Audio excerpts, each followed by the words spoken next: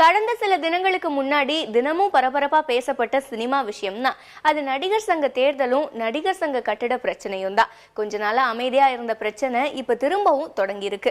அதாவது நீதிமன்றம் 2 மாதத்துக்குள்ள நடிகர் சங்க தேர்தலை நடத்த உத்தரவிட்டிருக்காங்க. அதோட ஒரு ஓய்வு பெற்ற நீதிபதியையும் தேர்தல் ஆணையரா நியமிச்சிருக்காங்க. இந்த நிலையில சரத்குமார் இந்த தேர்தலில் போட்டியிடுறதுக்கு தகுதி இல்லைன்னு விஷால் அணியினர் குற்றச்சாட்டை வச்சிருக்காங்க. அது மட்டும் இல்லாம கலைஞர் கருணாநிதியோட வாக்குரிமையும் பறிக்கப்பட்டிருக்கு. இதுக்கான காரணத்தை எல்லாம் விரிவா டேக் 1ல பார்க்கலாம்.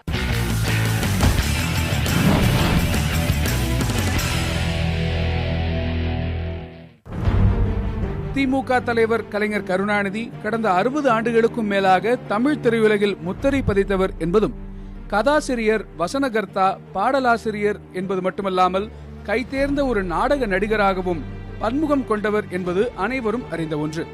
தென்னிந்திய நடிகர் சங்கத்தின் ஆயுட்கால உறுப்பினராக இருந்த கலைஞர் கருணாநிதியை தொழில்முறை அல்லாத ஆயுட்கால உறுப்பினராக தற்போது மாற்றியிருக்கிறார்கள். இதன் மூலமாக நடைபெற இருக்கும் நடிகர் சங்க தேர்தலில் கருணாநிதிக்கு ஓட்டுரிமை மறுக்கப்பட்டிருக்கிறது.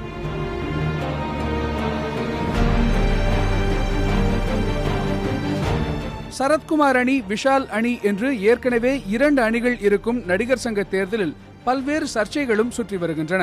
இந்த நிலையில் கலைஞர் கருணாநிதி தொழில்முறை அல்லாத நடிகராக மாற்றப்பட்டிருப்பது நடிகர் சங்க தேர்தலில் அடுத்த பூதாகாரமான பிரச்சனையாக வெடிக்கும் என்று கருதப்படுகிறது.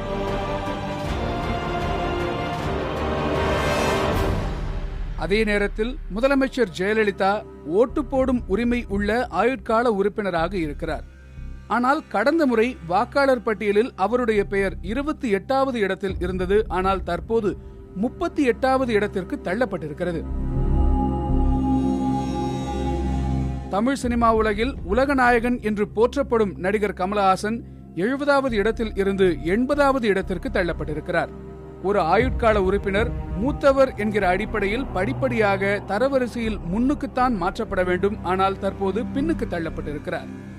நடிகை ராதிகாவின் மகள் ரேயான் மற்றும் நடிகர் ராதாரவியின் மகன் அரி உட்பட சிலர் ஆயுட்கால உறுப்பினராக சேர்க்கப்பட்டிருப்பதற்கும் பல்வேறு தரப்புகளில் இருந்து எதிர்ப்பு கிளம்பியிருக்கிறது. அது மட்டுமில்லாமல் இந்த ஆண்டில் நடைபெற்ற செயற்குழுவில் மொத்தம் 250க்கும் மேற்பட்ட புதிய உறுப்பினர்கள் சேர்க்கப்பட்டிருக்கிறார்கள்.